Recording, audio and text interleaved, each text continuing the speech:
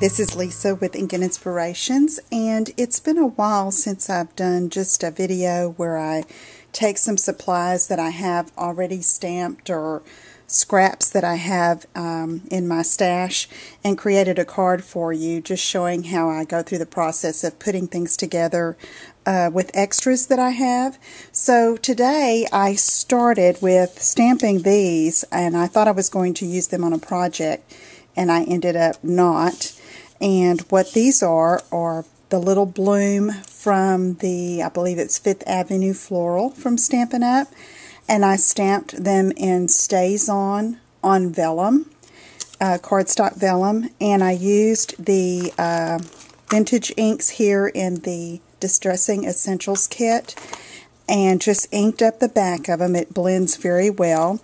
And I've got these muted kind of colors that remind me of earth tones, a special pack of designer paper that I have, and it's the well-worn designer series paper, and you can see I have pieces and my scraps inside of here.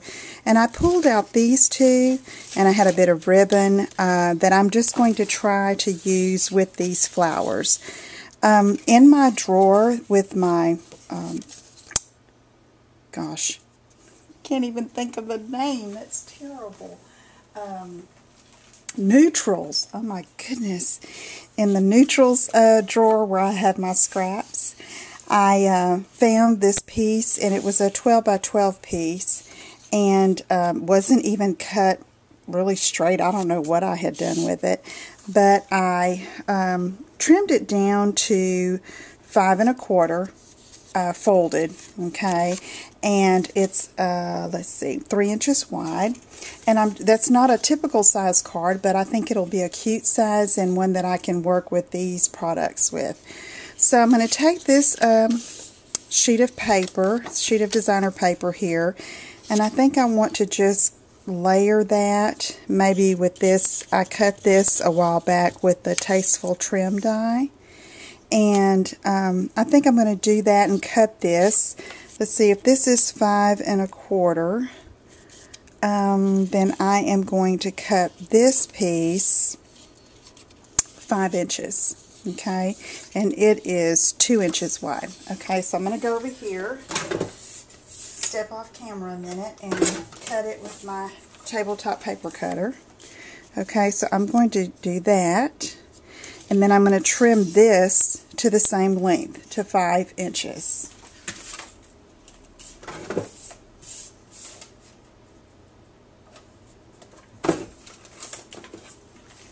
Okay, and I think I'm just going to play around with it a little bit. I think I'm going to adhere it that way.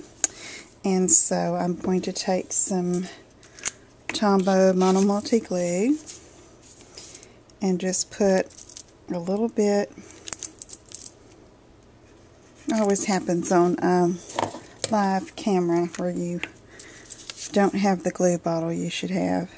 Okay, just put a little beaded line there, and let's see, I think I want a little bit of that brown showing there. Y'all can see that doing this sometimes can get messy because I'm not really pre-planning, I'm just going, flying by the seat of my pants. Okay, so I can do that, and I can clean that up a little later with my adhesive remover. Okay, so I have that. Try to even it up a little bit.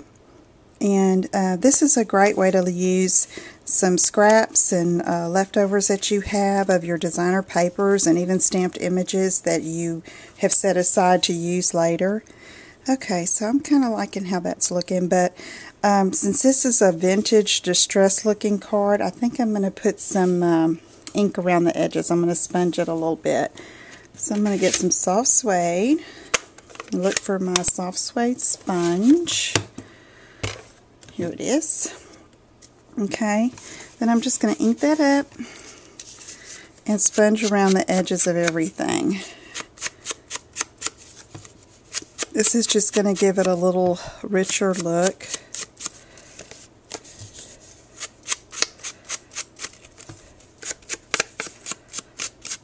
Okay, and I'm going to do the same to the card base.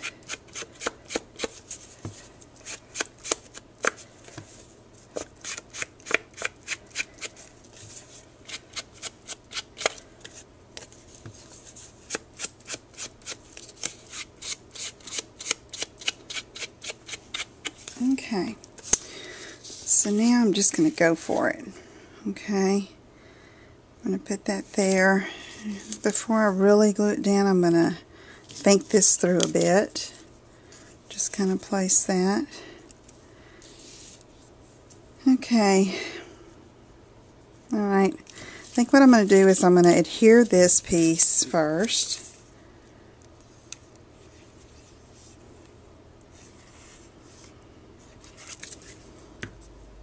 And make sure I have it opening the right way.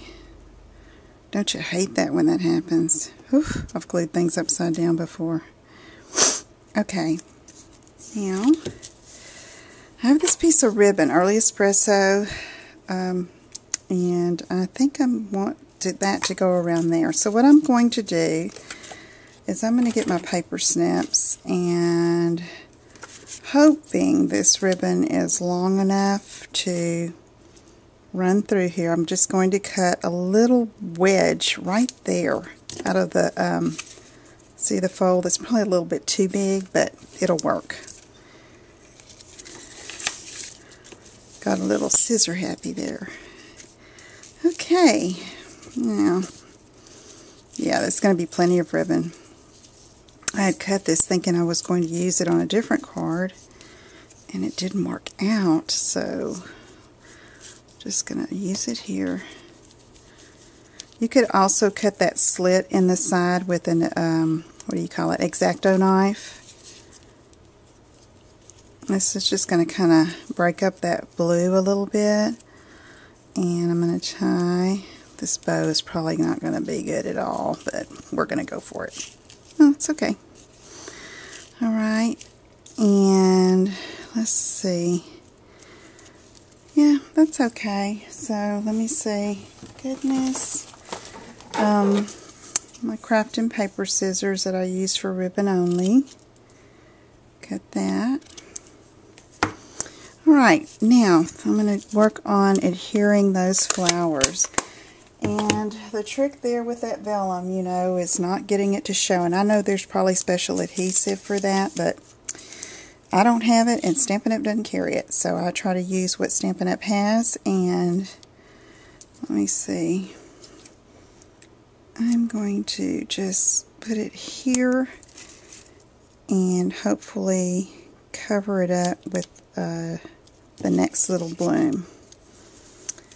And then here,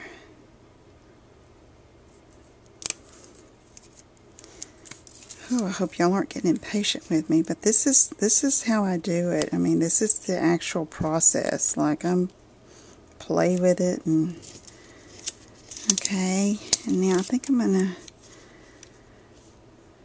kind of do that.